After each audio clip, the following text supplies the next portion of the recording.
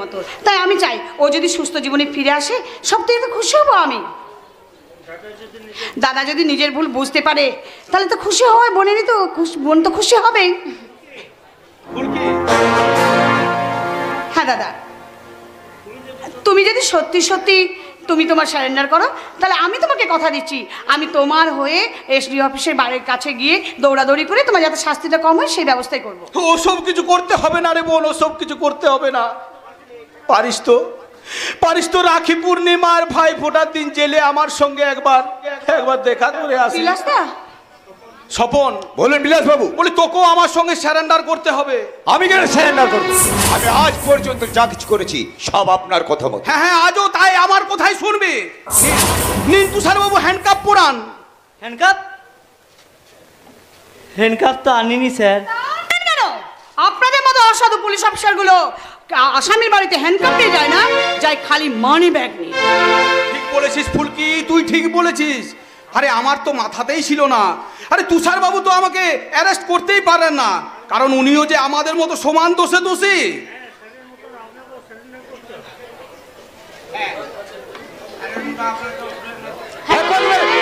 আর আপনি আমাদের চেয়ে বেশি দোষী। চিরকাল ঘুষ খেয়ে আমাদের গায়ে সাপোর্ট করেছেন, তাই আপনার উচিত প্রথমে সারেন্ডার করা। পুলিশ অফিসারের প্রথম সারেন্ডার করব আমি। এটা প্রেস্টিজের ব্যাপার হয়ে গেল না বিলাস বাবু? আরে ঠিক আছে ঠিক আছে ঠিক আছে, দোষ যখন আমরা তিনজনেই করেছি তখন কে প্রথম সারেন্ডার করবে সেটা ঠিক করবে ফুলকি। তুই অপরাজিতা তোর চোখে কালো কাপড় বেঁধে দেবে। মনে আছে ফুলকি, তুই ছোটবেলায় কিরকম কানামাছি ভো ভো খেলতিস, আর আজও ঠিক তাই কানামাছি ভো ভো খেলবি। আর তুই প্রথম যাকে ছুবি সেই প্রথম তোকে ধরা দেবে। কি কি কি রাজি? হ্যাঁ রাজি। অপরাজিতা। হ্যাঁ হ্যাঁ স্যার, এই যে কালো কাপড় আমি সঙ্গে নিচ্ছি। এক মিনিট এই যে ফুলকি এসে আমি এটা তোমার চোখে ভালোভাবে বেঁধে দিচ্ছি। তারপর তোমরা খেলা করো।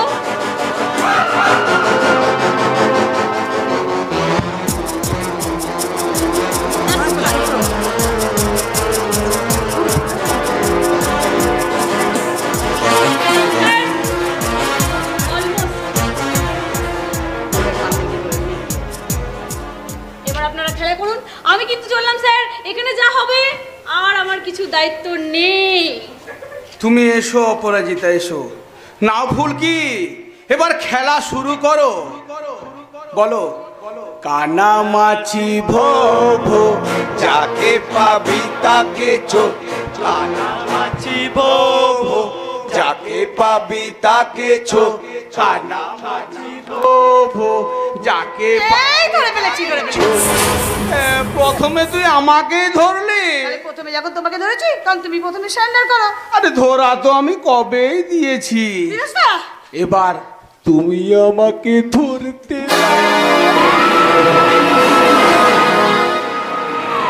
বলি শাড়িটা খুব ভালো, কে দিয়েছে? সজল বুঝি?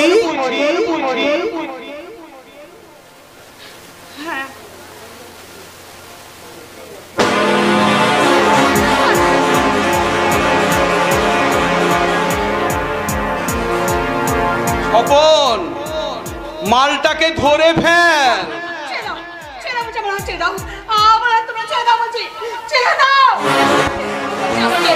ছটপট করে না ফুলকি, ছটপট করে না। এতে তোমারও হাতে পায়ে লাগবে আর আমারও সময় লাগবে। আরে এসব কাজ তো শান্তিতে করতে হয়। স্বপন,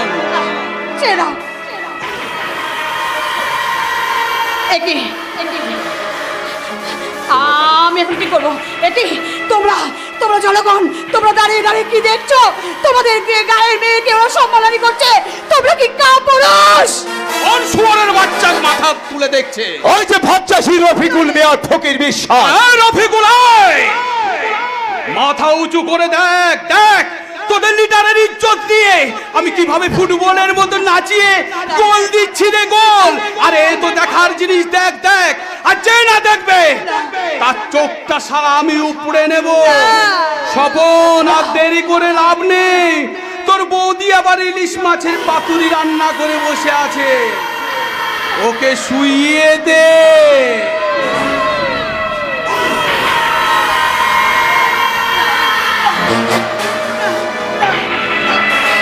তুষার বাবু, উনি বাইরে, আপনি থাকুন। কেউ যেমন না এখানে আসতে পারে। স্বপন, ছেড়ে দে, ছেড়ে দে।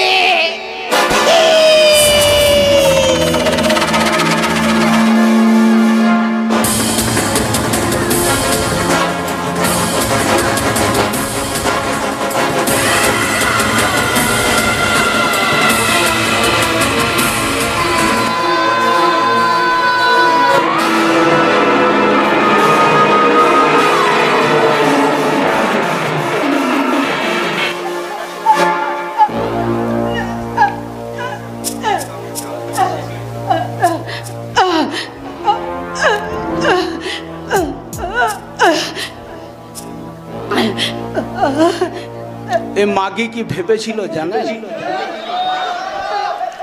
প্রতিবাদ করে নাকি শালা আমাকে থামিয়ে দেবে। তারপর আমি আপনাদের এই অলিতে গলিতে বাদাম বিক্রি করব আর বলবো, পায়ের তোড়া হাতের বালা থাকে যদি সিটি গোলের চান দিয়ে যাবেন, তাতে সমান সমান তোমরা বাদাম পাবেন। বাদাম বাদাম দাদা কাঁচা বাদাম, আমার কাছে নাই গো বুবু ভাজা বাদাম, আমার কাছে আছে শুধু কাঁচা বাদাম। বাদাম বাদাম বাদাম।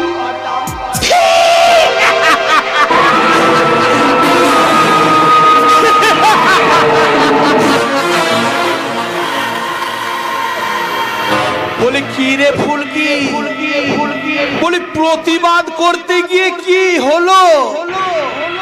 তুই ঘরের মধ্যে চড় মেরে সম্মানটা আমার নষ্ট করেছিলি, আর আমি হাত তোলার অগণিত মানুষের সামনে তোর ইজ্জতের নিলাম করে দিলাম রে।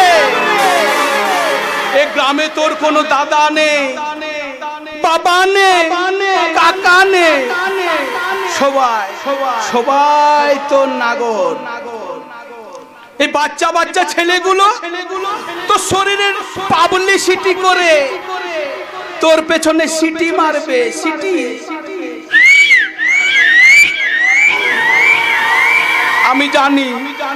আমি জানি তুই লজ্জায় ঘেন্নায় এ গ্রাম ছেড়ে পালাবি, তবু ওই রাখি পূর্ণিমার ভাই ফোটার দিন এসে আমার কপালে একটা ফোঁটা দিয়ে যাস রে বোন।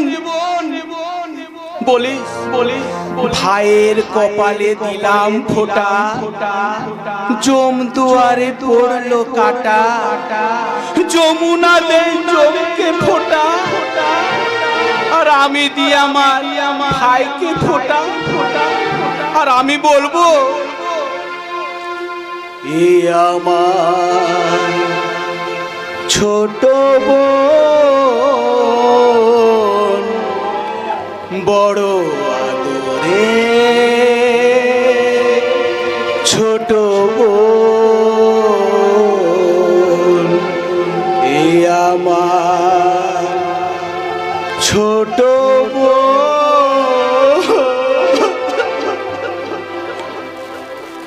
বড় আদরে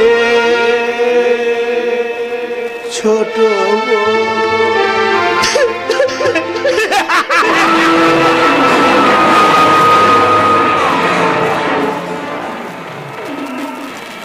আমার মায়ের পায়ে জবা হয়ে উঠনা ফুলে মন, আমার মায়ের পায়ে জবা হয়ে উঠনা ফুলে মন, আমার মায়ের পায়ে জবা হয়ে উঠনা ফুলে মন, আমার মায়ের জবা হয়ে কি নরম, কি তুই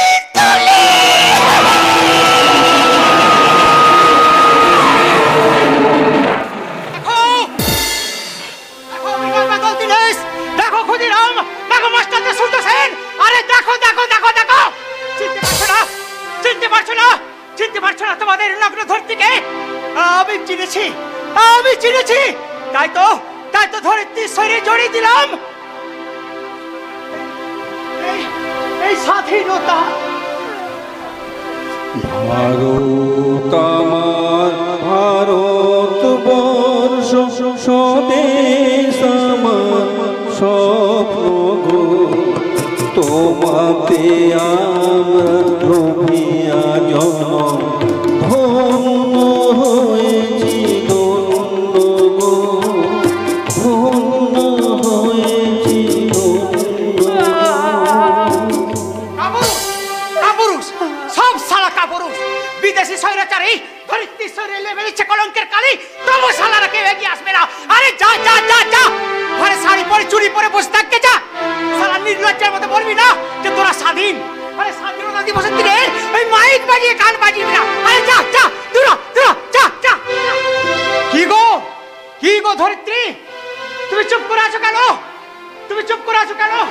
ওঠো ওঠো ওঠো বলছি, ওঠো ওঠো। আরে ওঠো না, ওঠো না। চলো শব্দ, ওঠাও হাতিয়ার, শুরু করো নতুন করে স্বাধীনতার যুদ্ধ। তোমার ঠোঁটের কোণ থেকে যে রক্ত বেরোচ্ছে, সেই রক্ত দিয়ে রাঙিয়ে দাও এ সভ্যতার মাটি। তোমার চোখের কোণের কাজল দিয়ে লেপে দাও এই জনগণের মুখে। এই লজ্জা তোমার নয়, এই লজ্জা সমাজের, এই লজ্জা জনগণের, এই লজ্জা সেই সব মনীষীদের যারা চেয়েছিল একটা পরিষ্কার ভারত। হে বিশ্বকবি রবীন্দ্রনাথ ঠাকুর, সেদিনকার ভারত নিয়ে তুমি লিখেছিলে, মার অভিষেকে এসো এসো তোরা, মঙ্গল ঘট হয়নি যে ভরা, সবার পরশে পবিত্র করা তীর্থ নীরে। আজি ভারতের মহামানবে সাগর তীরে।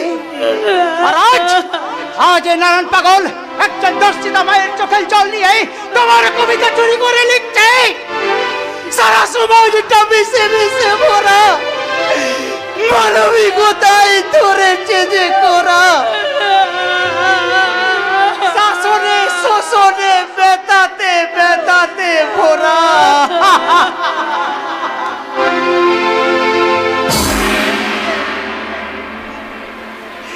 এই তীর্থ নীরে, এই ভারতের কলঙ্কময় সাগর তীরে।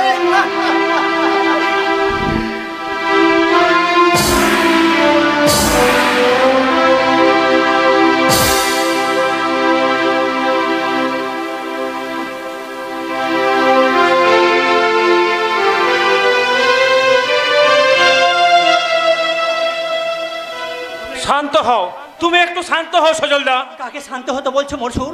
জোয়ারের সময় সমুদ্রকে বলছো শান্ত হতে? সজলদা, তুষারপাতের সময় পাহাড়কে বলছো শান্ত হতে? সজলদা, হ্যাঁ, আমি এখন জোয়ারের সমুদ্র, তুষারপাতের পাহাড়, পৃথিবীর চেয়ে ভূমিকম্পের চেয়ে অশান্ত। ইচ্ছে করছে গোটা ভগবানপুরকে লন্ডভন্ড করে দিতে, ইচ্ছে করছে নিজেকে ধিক্কার জানাতে, ইচ্ছে করছে ওই সারা সুরের বাচ্চা বিরাট ভবনের 2000 টুটি চেপে কোন করতে। না না সজলদা, না। আমি সেই জন্য তো স্থির থাকতে পারছি না রে বর্জুন। কাজ কুকুর করেছে, কামড় দিয়েছে পায়ে, কিন্তু সজলদা তা বলে কুকুরকে কামড়ানো কি মানুষের শোভা পায় সজলদা? ফুলকির ওই চোখ দুটো দেখার পর কোনো ভালো মানুষই কথা, কোনো নীতি কথা মনে থাকে না রে মরসুর।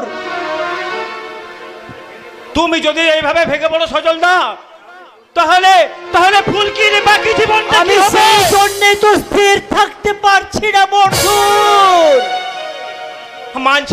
আমি মানছি বিলাস বর্মন যেটা করেছে সেটা কখনোই ক্ষমার পার্থ নয়, কিন্তু সজলদা, তুমি যদি আইন নিজের হাতে তুলে নাও, বাকি জীবনটা তোমার যদি জেলে কাটে, তাহলে ফুলকির জীবনটা কি হবে সজলদা? আমি যার পারছি না মনসুর। একটা অপরাধ বোধ আমাকে কুরে কুরে খাচ্ছে। সজলদা, ফুলকি বারণ করেছিল ওই বিলাস তার দেওয়া চাকরিটা করতে, কিন্তু আমি শুনিনি রে মনসুর। আজ যদি শহরে না যেতাম, তাহলে আমার জীবনে এই দিনটা নেমে আসতো না।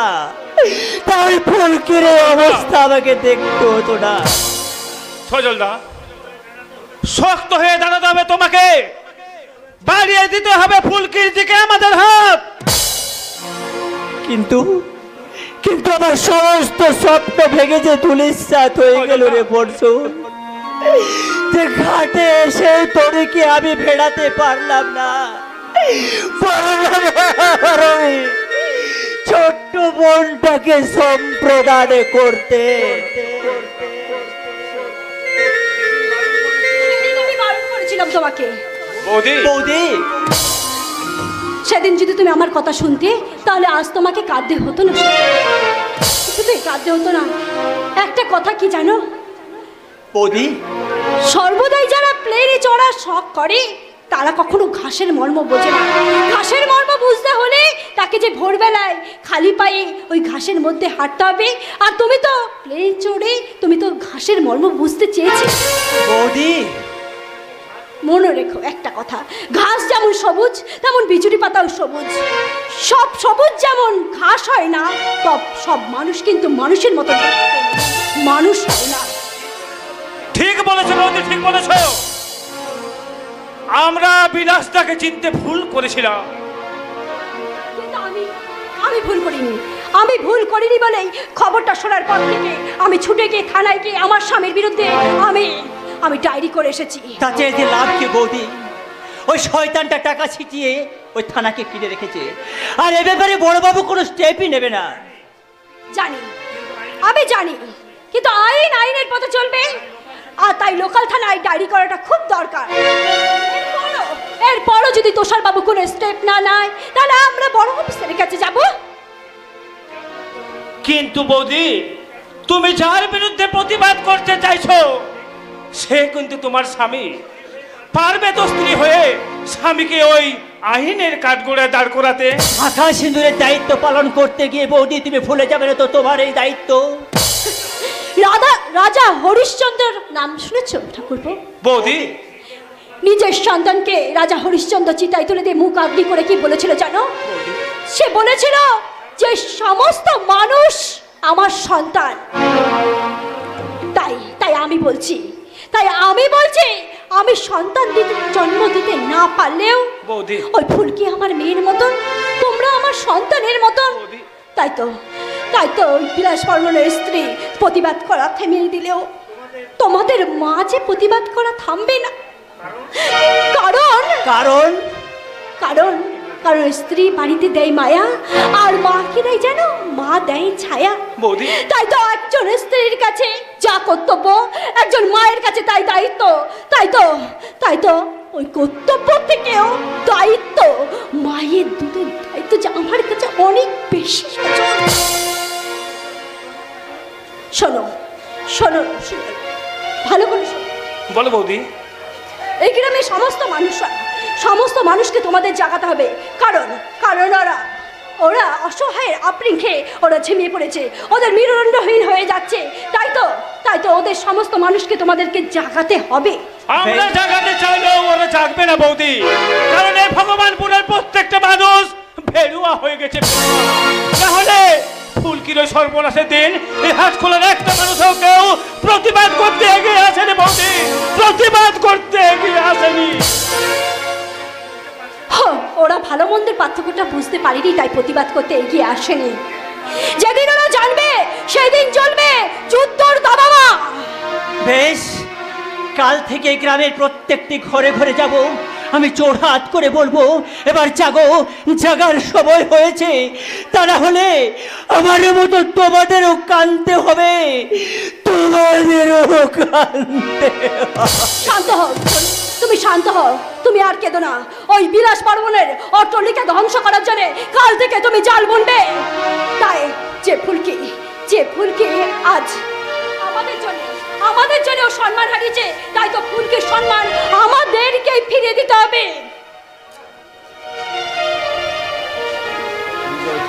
এই গ্রামকে ফিরিয়ে দিতে হবে। তাই ফুলকিকে ওকে রথে চলে দিতে হবে আমাদেরকে।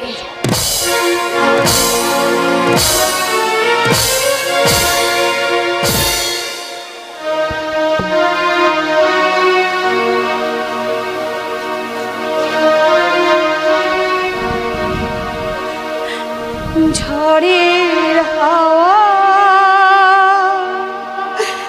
ছিন্ন পাতা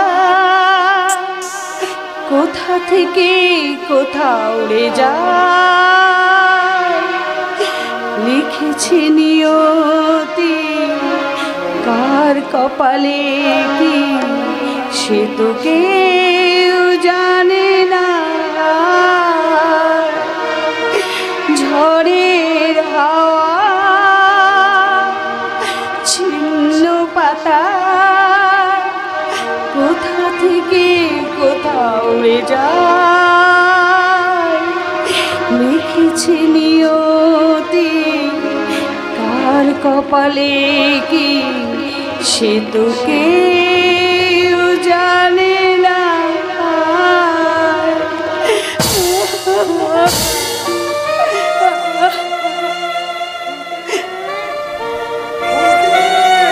কাকাবাবু, কি মা, তোর চোখে জল, তুই কাঁদছিস? কাঁদিস না রে মা, কাঁদিস না। তোর এই বুড়ো ছেলেটার কাছে এই চোখের জলের যে অনেক দাম রে মা। কাকাবাবু, আকাশ ভরা বৃষ্টি কান্না হয়ে ঝরে পড়ে ওই পৃথিবীর বুকে, আর ধরিত্রী মা ওই কান্নাকে বুকে ধরে ফসল ফলাই তার সন্তানদের জন্যে। তুই যে আমার সেই মা, তোকে যে অনেক প্রতিজ্ঞা করতে হবে। পারবো না কাকাবাবু, আমি কিছুতেই পারবো না। কৌরবদের সভায় লাঞ্ছিত হবার পর দ্রৌপদী কিন্তু চোখের জল ফেলেনি, বরং প্রতিজ্ঞা করেছিল যতদিন না কৌরবদের শাস্তি হচ্ছে ততদিন চুল বাঁধবে না। তোকে যে প্রতিজ্ঞা করতে হবে মা। আমি পারবো না কাকাবাবু, আমি কিছুতেই পারবো না। ফুলকি, কাকাবাবু, আমার জীবনের হিসেবের খাতায় যে সব কেমন গরমেল হয়ে গেল কাকাবাবু। আজ আমি বুঝতে পারছি আমি কাদের জন্য লড়াইয়ের মাঠে নেমেছিলাম, একদল কাপুরুষের জন্য। যা ওরা আমাকে যতখানি কষ্ট দিয়েছে তার থেকে অনেক বেশি কষ্ট দিয়েছে এই গ্রামের মানুষগুলো, যারা চোখের সামনে দাঁড়িয়ে দাঁড়িয়ে দেখলেন সভ্যতার ধ্বংস। কাকাবাবু, ওদের দোষ নেই রে মা, ওদের দোষ নেই। প্রাণের ভয়ে ওরা আজ বোবা হয়ে গেছে, ওরা ভয় অন্ধ হয়ে গেছে। ওদের সত্তা ওই নেতায়ের ঘটনাটা দেখলি না? ওই বাড়িটার মধ্যে যারা থাকতো তাদের অত্যাচার গ্রামের সারা মানুষ সহ্য করত, কিন্তু একদিন সকালেই পাল্টে গেল নেতায়ের চেহারা। প্রতিবাদে ঝলসে উঠল বারুদের স্তূপ। কিন্তু এরা ভয় পায় বলেই ওরা ওদেরকে ভয় দেখানোর সুযোগ পায় কাকাবাবু। তার কারণ কারণ কারণ এই গ্রামের সিংহবাগ চাষির জমি ওই শয়তান বিলাস বরণের কাছে বন্ধক আছে। আর তুমি তো জানোই ফুলকি, চাঁদের কাছে সূর্যের গুরুত্ব যতটা, একটা চাষির কাছে তার জমির গুরুত্ব ততটা। তাই জমি হারাবার ভয়ে ওরা মুখে কিছু বলতে পারছে না ফুলকি। এবার সকলে বলবে, তুই একবার মুখ খুল মা, তারপর দেখ প্রত্যেকটা ঘর থেকে বেরিয়ে আসবে বারুদের স্তূপ। না বাবা না, আমি আর চাই না যে ফুলকির আর নতুন করে কোনো ক্ষতি হোক। এসব কি বলছিস তুই? ঠিকই বলছি বাবা, ঠিকই বলছি। আমি ওকে আগেই বারণ করেছিলাম এই সব ঝামেলা যাতে ও না যায়, কিন্তু আমার কোনো কথাই শুনলো না। অন্যায়কে মেনে নেওয়া সম্ভব নয়। কিন্তু ন্যায়ের লড়াই লড়তে গিয়ে তুমি কি আমার একটু কথাও শুনবে না ফুলকি? তুমি জানো না তোমাকে ছাড়া আমি বাঁচবো না। তাই আমি চাই। কি চাও তুমি? আমি চাই ঘটনাটাকে দুর্ঘটনা মনে করে ভুলে যেতে। বাবা বাবা আমি পারবো, বাবা আমি পারবো ফুলকিকে বিয়ে করে কলকাতায় নিয়ে চলে যাব। আর ফুলকি তুমি বিশ্বাস করো, আমি পারবো তোমাকে বিয়ে করে কলকাতায় নিয়ে গিয়ে সুখে সংসারে শান্তিতে থাকতে। কিন্তু আমার পক্ষে তো সেটা সম্ভব নয় সিদ্ধার্থ। ফুলকি, হ্যাঁ কাকাবাবু, হ্যাঁ, আমাকে আপনারা ভুল বুঝবেন না। বিশ্বাস করুন, আমি আপনাদেরকে খুব ভালোবাসি, কিন্তু আমি চাই না এই গ্রামের একটা মেয়ের শ্বশুর। আমি চাই না কেউ সিদ্ধান্ত দিকে আঙুল বাড়িয়ে বলুক ওই চাই কলঙ্কিনী মেয়েটার স্বামী। কে বললো? কে বললো? তাই আমি সিদ্ধান্ত নিয়েছি এ বিয়ে আমি কিছুতেই করবো না, কিছুতেই করবো না। কি বলছিস মা তুই?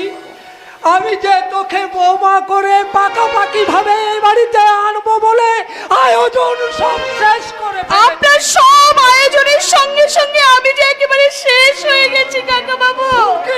কে বললো তুমি শেষ হয়ে গেছো ফুলকি? কিচ্ছু হয়নি ফুলকি, কিচ্ছু হয়নি। দেখবে সব আবার ঠিক হয়ে যাবে।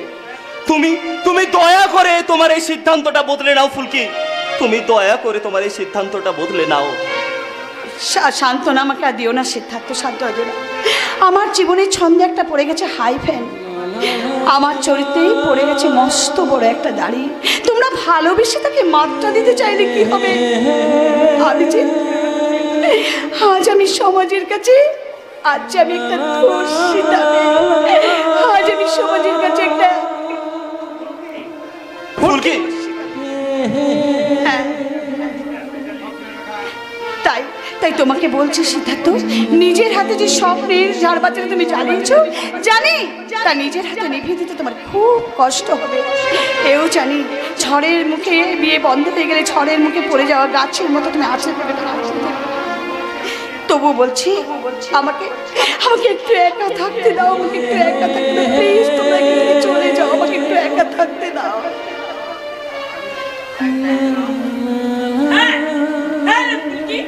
আমিও তাই চাই রে মা, আমিও তাই চাই। হ্যাঁ, যে তোর এত বড় ক্ষতি করেছে আমি চাই তুই নিজের হাতে তার শাস্তি দিবি। এসেই যখন পড়েছেন তখন প্রশ্নটা করতে বাধ্য হচ্ছি, কেন এসেছেন এখানে? মজা দেখতে? উত্তেজিত হবেন না সঞ্জীব বাবু, আসলে তিস্তা দেবী বিলাস বর্মনের নামে একটা এফআইআর করেছেন। উনি নাকি কোনো একজন ফুলকি নামে মেয়েকে রেপ করেছে। তা এখানে ফুলকি কে? ফুলকি আপনার কি ভুলে যাওয়ার অভ্যাস আছে নাকি অফিসার? হ্যাঁ, তা একটু আছে। ইমিডিয়েট ডাক্তার দেখানোর ব্যবস্থা করুন, নইলে হয়তো কোনোদিন দেখবেন আপনার বইয়ের বদলে আপনি আপনার মেয়ের বিছানাতেই রাত কাটিয়ে ফেলেছেন। যেটা জিজ্ঞেস করছে সেটা উত্তর দাও। কেসটা নিয়ে আমার ইনভেস্টিগেশন করতে হবে। আচ্ছা, আপনি ফুলকি? হ্যাঁ। আচ্ছা বেশ, তাহলে বলুন তো সেই দিন রেপ করার সময় বিলাস বর্মন আপনার শরীরের কোন কোন জায়গায় হাত দিয়েছিলেন? তুষার বাবু, একটা ভদ্র মহিলার সাথে কিভাবে কথা বলতে হয় সেটা জানেন না দেখছি। উত্তেজিত হবেন না সিদ্ধার্থ। আসলে সেদিন তো হাটকলা থেকে আপনিই প্রথম এই বাড়িতে নিয়ে এসেছিলেন। যখন প্রথম নিয়ে এলেন এই বাড়িতে তখন ওনার শরীরে কোনো পোশাক ছিল নাকি একেবারে? পুলিশের কাজে বাধা দেবেন না, একদম না। আচ্ছা আপনি বলুন তো, আপনি যখন প্রথম ওনাকে দেখলেন তখন আপনার কি মনে হয়েছিল? বিলাসবাবু জোর করেছেন নাকি উনি স্বেচ্ছায়? আপনার সাথে কথা বলতে আমার ঘেন্না হচ্ছে। তা বললে আমি তদন্ত করব কি করে? আচ্ছা আপনি বলুন তো ঠাকুমা, আপনি যখন প্রথম ওনাকে দেখলেন তখন ওনার শরীরের কোন কোন জায়গায় রক্ত লেগেছিল? অন ডিউটি পুলিশের গালে আপনি চড় মারলেন। হ্যাঁ, আর একটা বাজে কথা বললে না, ওই রান্নাঘর থেকে আজ বটিটা নিয়ে এসে আমি পেঁচিয়ে তোর গলাটা কাটবো। এই শোন, আমি পুরনো চাল কিন্তু ভাতে মারে। ঠিক আছে, আমিও দেখবো, চলি। দাঁড়ান অফিসার, এতক্ষণ ধরে আপনি আমাকে অনেকগুলো প্রশ্ন করেছিলেন, এবার আমি আপনাকে কয়েকটা প্রশ্ন করছি, তার উত্তরটা আপনি দিয়ে যান আমাকে। শুনেছি আপনার একটা অল্প বয়সী মেয়ে আছে। এখন যদি আপনারা সেই অল্প বয়সী মেয়েটাকে প্রকাশ্য সবার সামনে যদি কেউ অসম্মান করে, তাহলে আপনি কি আপনার তদন্তের জন্য আপনার মেয়েকে যে কথাগুলো, যে প্রশ্নগুলো আপনি আমাকে করলেন সেই প্রশ্নগুলো আপনি আপনার মেয়েকে করবেন? আপনি কি আপনার মেয়েকে জিজ্ঞাসা করবেন যে ধর্ষণকারী আপনার মেয়েকে ধর্ষণ করার পর আপনার মেয়ে কোন কোন জায়গায় আঘাত লেগেছিল? ধর্ষণ করার পর আপনার মেয়ের কাপড় ঠিক ছিল কিনা, আপনার মেয়ে ধর্ষণকারীর কাছে স্বেচ্ছায় গেছিল কিনা, আপনার মেয়ে কোন কোন জায়গায় ধর্ষণকারী হাত দিয়েছে, ঠিক এই প্রশ্নগুলো আপনি আপনার হাতে রাখা ওই ডায়েরিতে লিখবেন তো অফিসার। প্লিজ প্লিজ সেটা কি হলো অফিসার? নিজের মেয়ের কথাগুলো শুনে আপনি কি ভয় পাচ্ছেন অফিসার, নাকি ভয়ে কুকড়ে যাচ্ছেন আপনি? আচ্ছা আচ্ছা অফিসার, কতদিন ওদের চামচাবাজি করবেন? টাকার জন্য তো নিজের পোশাক আর চরিত্রটাকে আপনি বিক্রি করে ফেলেছেন, এবার হয়তো টাকার জন্য আপনি হয়তো নিজের বউ বাচ্চাকেও বিক্রি করে ফেলবেন। অফিসার, আপনার একটা ছবি দেবেন স্যার, আমি ভালো করে বাঁধিয়ে রাখবো। পার্টি অফিসে বসে বসে বড় বড় ভাষণ সবাই দিতে পারে, কিন্তু ভোটের ময়দানে নেমে রোদে পুড়ে জলে ভিজে ভোটের ময়দানে নেমে লড়াই করলে বোঝা যায় আসল নেতা হওয়াটা কতটা কঠিন। এনিওয়ে, আজ আপনাদের দিন ছিল, আপনারা বললেন যেদিন আমার আমার দিন আসবে আমি ঠিকই বলবো। চলি।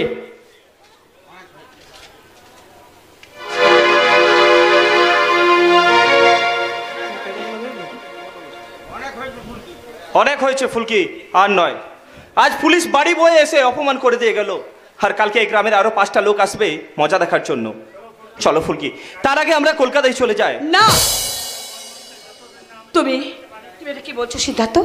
ওই বিলাস বর্মনকে যতদিন আমি শাস্তি দিতে পারবো, কলকাতা তো দূরের কথা, এই পাশের গ্রামে পর্যন্ত আমি যাবো না।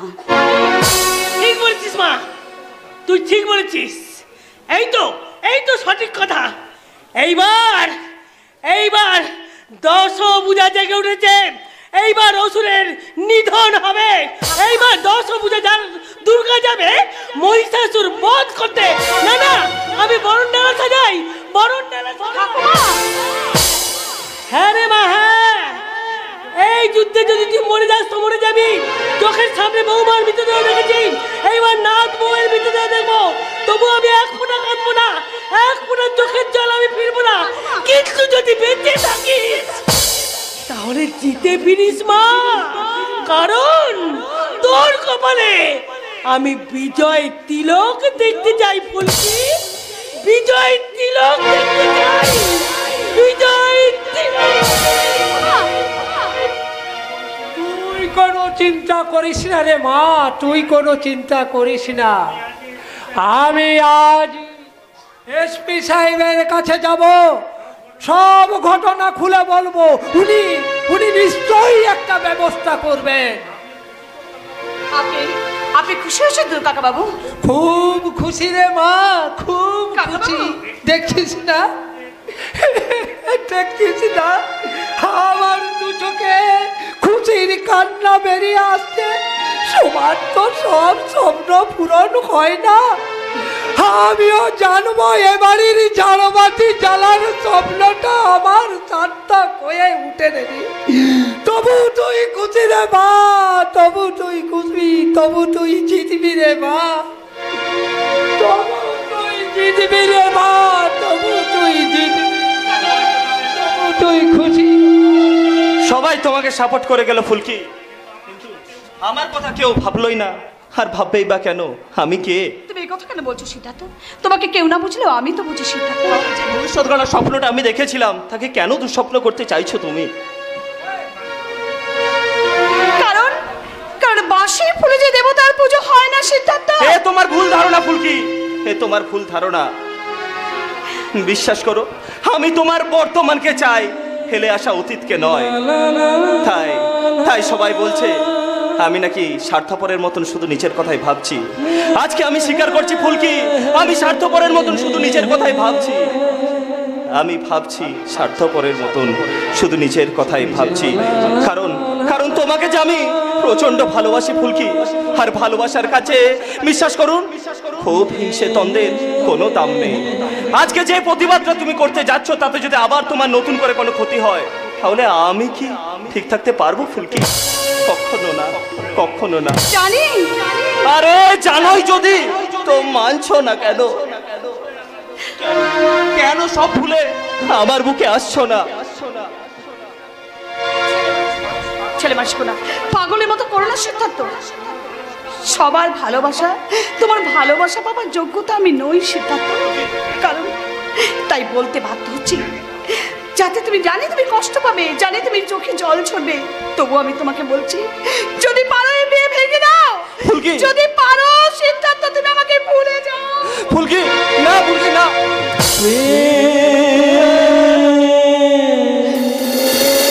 বড়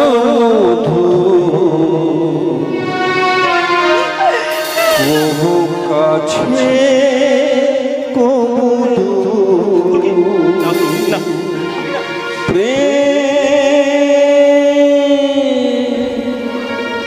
বড় কবু কাছে কবু কখনো জীবনে ফুল ফোটায় কাঁদিয়ে যায় বহুত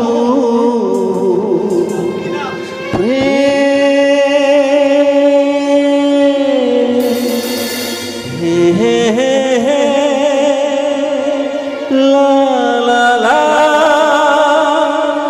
হে হে হে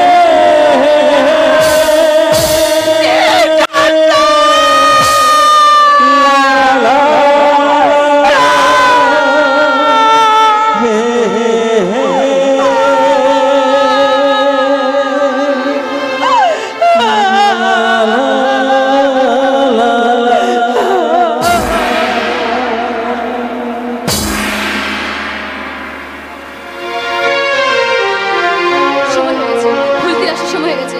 না না না, আজ আজ আর কারো কথা নয়, আমি নিজে ওকে এই নদী পাড়ে ডেকেছি। এতদিন ধরে বিলাস বর্মণের হাতে হাত মিলিয়ে আমি অনেক পাপ কাজ করেছি, তাই তো আজ ফুলকির সাথে হাত মিলিয়ে সেই পাপের ভার আমি কিছুটা হলেও কমাতে চাই। ভগবান, গড আল্লাহ ভগবান বলে সেটা তো বুঝতেই পারছি, কিন্তু ওই সাগরে পৌঁছাতে হলে তো আগে এই খালটাকে পার হতে হবে। আপনাকে তো ঠিক চিনতে পারলাম না। ছেনার কোথাও নন, আমি হচ্ছি নকল হনুমান। আসল হনুমান রামের জন্য জীবন দিতে রাজি ছিল, আর আমি নকল হনুমান, সীতার জন্য জীবন দিতে রাজি। বাবা, আপনি তো বেশ মজার মানুষ আছেন। তা আপনার সীতাটি কে? ফুলকি দিদিমণি, ফুলকি দিদিমণি। আগের দিনে আপনার করা ফোন পেয়ে একা গিয়ে ফুলকি দিদিমণির যে সর্বনাশটা হলো, তাই ফুলকি দিদিমণিকে আমি একা আসতে দিইনি, সঙ্গে সঙ্গে আমি এসেছি। আমি সত্যি সেদিনের জন্য ভীষণ অনুতপ্ত। আমি একজন মেয়ে হয়ে আরেকজন মেয়েকে বাঁচাতে পারিনি। ওই বিলাস বর্মণ। গড আল্লাহ ভগবান, গড আল্লাহ ভগবান বলি ও ঢেমনার কথা আর বলবেন না। তককে আছি বলি, একবার সুযোগ পাই বেটার আমি হাঁকা মতো বন্ধ করে দেবো। আমি তো সেটাই চাই। ও শয়তান বিলাস বর্মণ আমারও। আপনারও? আচ্ছা, এই ছাড়া কি আর ওর কোনো কাজ নেই? বলি যাকে কি জন্য ফুলকি দিদিমণিকে এখানে ডেকেছেন? একটা অতীত ইতিহাস জানার জন্য। কি সেই ইতিহাস? সজল বাবু আর ফুলকি দেবী কেউই জানেন না যে আজ থেকে 20 বছর আগে ফুলকির মা বাবাকে বিষ খাইয়ে খুন করেছিল ওই বিলাস বর্মণই।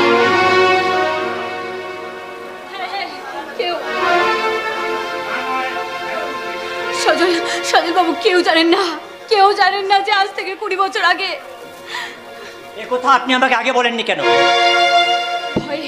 ওই বিলাস বর্মণ আমাকে খুন করার ভয় দেখে এতদিন আমাকে থামিয়ে রেখেছিল।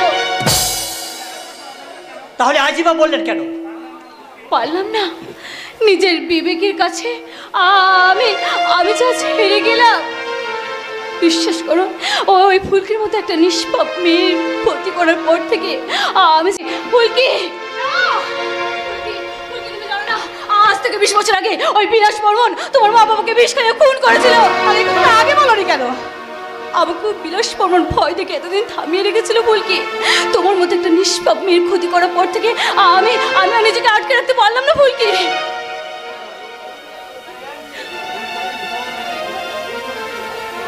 ভুল করেছি রে বোন, আমি ভুল করেছি। তোর এই হতভাগ্য দাদাকে তুই ক্ষমা করে দে। সজলদাকে তুমি ক্ষমা করে দাও দিদিমণি, কিন্তু ভুলেও ওই শয়তানটাকে ক্ষমা করবে না। তুই চিন্তা করিস না প্রশান্ত, ওকে আমি ছাড়বো না। না দাদা না, ও আমার শিকার। ওর বিলাস বর্মণ তোরা কিচ্ছু করবে, যা করার আমি করবো ওকে।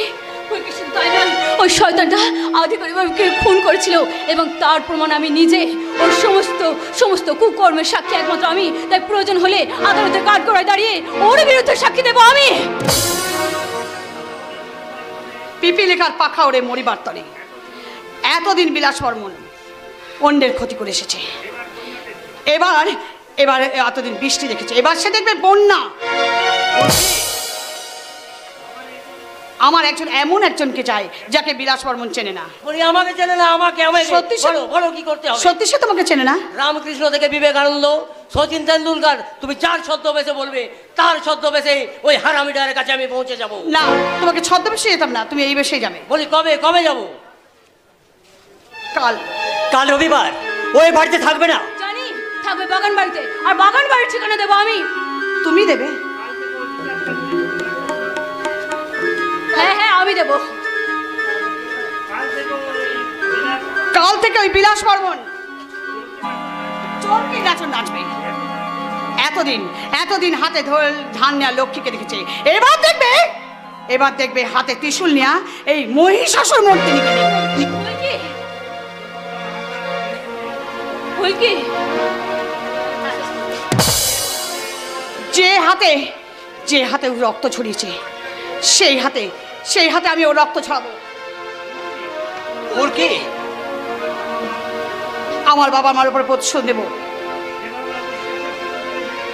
যে মানুষটা অবিশ্বাসের সঙ্গে সঙ্গে থেকে টেনে নামিয়ে এনে আমি বিলাস বর্মনকে এমন শিক্ষা দেব যা দেখে সবাই ভয় পেয়ে যাবে। হ্যাঁ হ্যাঁ, ওর রক্ত। ফুলকি ওকে আমি এমন ভাবে মারবো যা দেখে কোনো সন্তান বিলাস বর্মন নামে জন্ম নিতে পৃথিবীতে আসতে ভয় পেয়ে যাবে। ফুলকি মনুষ্যত্বের হাড়ি কাটে ওই নৈরাজ্যের শয়তানটাকে আমি বলি করব। হ্যাঁ, আমি তার রক্ত পড়ে আমি ঠাকুমার কাছে বিজয় তিলক করে যাব। আর তারপর আমি দিব্য চোখে দেখতে পাচ্ছি ওই অসুর নিধন যজ্ঞ। সর্বভূতেষু মত্তিরূপেণ সংস্থিতা নমস্তস্যৈ নমস্তস্যৈ নমস্তস্যৈ নমো নমঃ। या देवी सर्वभूतेषु कालीरूपेण संस्थिता नमस्तस्यै नमस्तस्यै नमस्तस्यै नमो नमः। या देवी सर्वभूतेषु कृष्णरूपेण संस्थिता नमस्तस्यै नमस्तस्यै नमस्तस्यै नमो नमः। या देवी सर्वभूतेषु कालीरूपेण संस्थिता नमस्तस्यै नमस्तस्यै नमस्तस्यै नमो नमः। या देवी सर्वभूतेषु कृष्णरूपेण संस्थिता नमस्तस्यै नमस्तस्यै नमस्तस्यै नमो नमः। या देवी सर्वभूतेषु विद्यारूपेण संस्थिता नमस्तस्यै नमस्तस्यै नमस्तस्यै नमो नमः। या देवी सर्वभूतेषु विद्यारूपेण संस्थिता नमस्तस्यै नमस्तस्यै नमस्तस्यै नमो नमः।